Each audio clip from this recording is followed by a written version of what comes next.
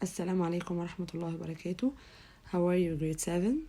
We are going today, inshallah, to explain lesson 6.1, classification and keys, from chapter 6, variation and inheritance. So we will start to talk about 6.1, classification and key.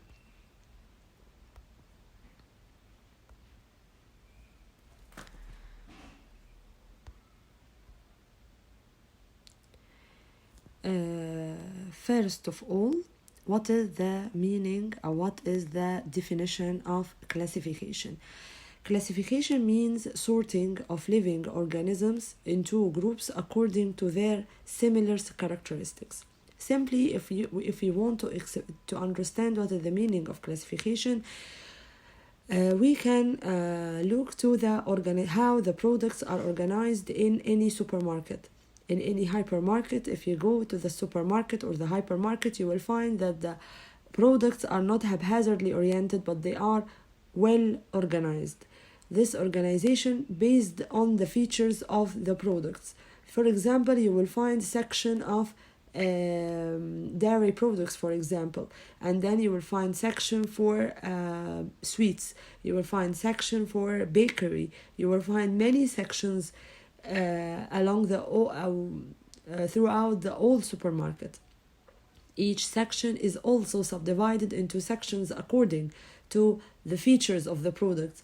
For example, dairy products, you have yogurt, you have labna, you have cheese, different kinds of milk, plain milk, skimmed milk, full cream milk, anything related to dairy products. So it's subdivided. Even the milk subdivided according to the types of milk, according to the types of milk. So the word classification means, and here is the definition of classification. Scientists arrange organisms in two groups, and this is called classification. The organisms in a group will have similar features, and this makes it easier for scientists to study and compare them. Okay, this is the definition of classification. Okay.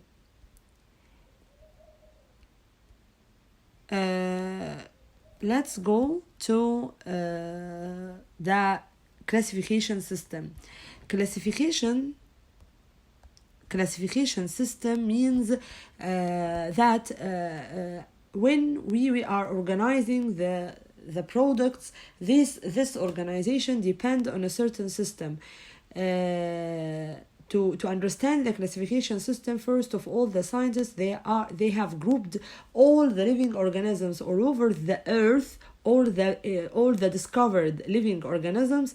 They were divided them into 5 main groups, 5 main largest groups ever. The largest groups of classification of living organisms called kingdoms.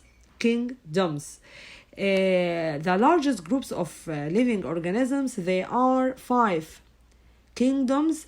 The 5 kingdoms of living organisms are these: animal kingdom, plant kingdom, fungus kingdom, protist kingdom, and monera kingdom.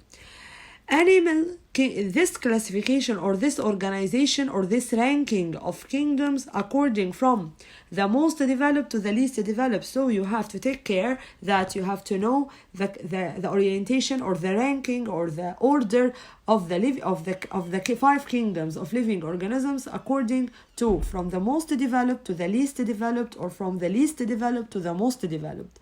From the most developed means most complicated in their structure and function. Least developed, organisms that are very simple in their structure and in their function. So here we have animal kingdom subdivided into vertebrates and invertebrates. Okay, plant kingdom subdivided into flowering plants and non-flowering plants. Fungus fungus including molds, mushroom, and yeast. Protists, they are wide variety of simple organisms. Some of them are most of them are unicellular. Monera, they are single-celled organisms without nucleus. So we have to know that the first 4 kingdoms, all of them are true. They have true cells with true nuclei. True nucleus means that the nucleus surrounded with nuclear membrane and enclosing the chromatic material or the chromosomes. The monera, they are organisms that are not that they don't have true nucleus. The chromosomes are swimming freely in the cytoplasm. Okay, so from most to least, from animal to monera, from least to most, from monera to animal, and you have to know their orientation in order. Okay, let's go next.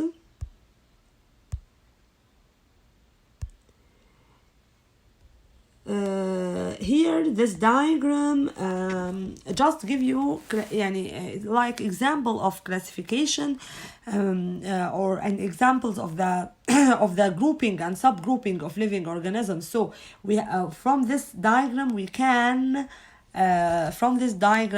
understand something very important, that even each group of living organisms is divided into subgroups below, according also to the similarity in their characteristics.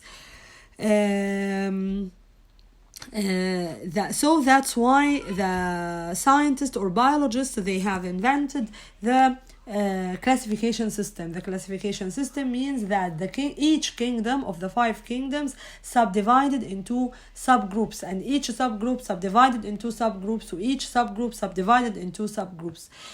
المين groups هي kingdom. بعدين subgroups of the kingdom called phyla. This is plural, singular phylum. Singular phylum.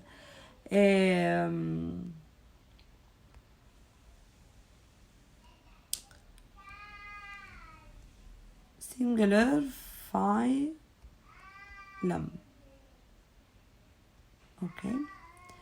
Okay, this is singular phylum. These can be each phylum subdivided into classes, each class subdivided into orders, each order subdivided into families, each family subdivided into genera, each genus subdivided into species. So the classification system, you should memorize the classification system also in order. Classification system again: kingdom, phylum, class, order, family, genus, and species. Okay.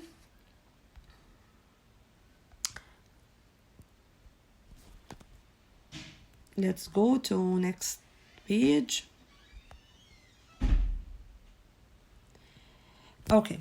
In this page we are going to the first table here, they are giving you examples of classification of living organisms. I know they are it's quite difficult because the names are in Latin, but the most important classification here is the classification of yourself, classification of human beings. The classification of human beings: kingdom, Animalia; phylum, Chordata; class, Mammalia; order, Primates; family, Hominidae; genus, Homo; and species, Sapiens.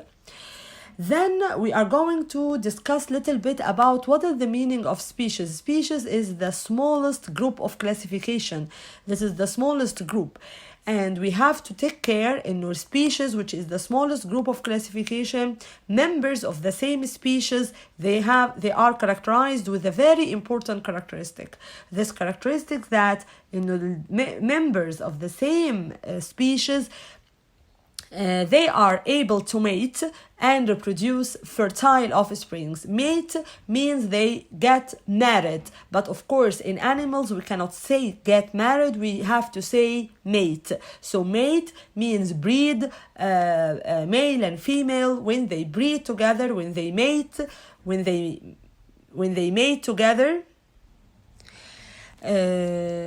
when they mate, they will produce fertile offsprings. Fertile offsprings means that the offsprings, when they get adults, when they grow up, they will be able to reproduce. This is the meaning of fertile offsprings. The example of this, for example, if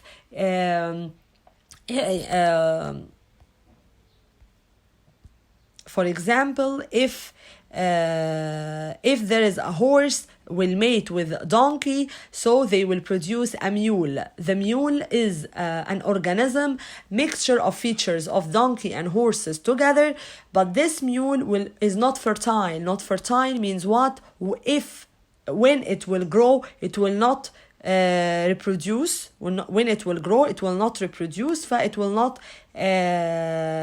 cannot make or cannot produce fertile offsprings. So horses and donkey will not belong because they are not belonging to the same group. Okay, then we will start to talk a little bit about the features of each kingdom. So we will start with animal kingdom. Animal kingdom, the organisms belong to animal kingdom. They are all of them are multicellular organisms, and they are subdivided into smaller groups or phyla.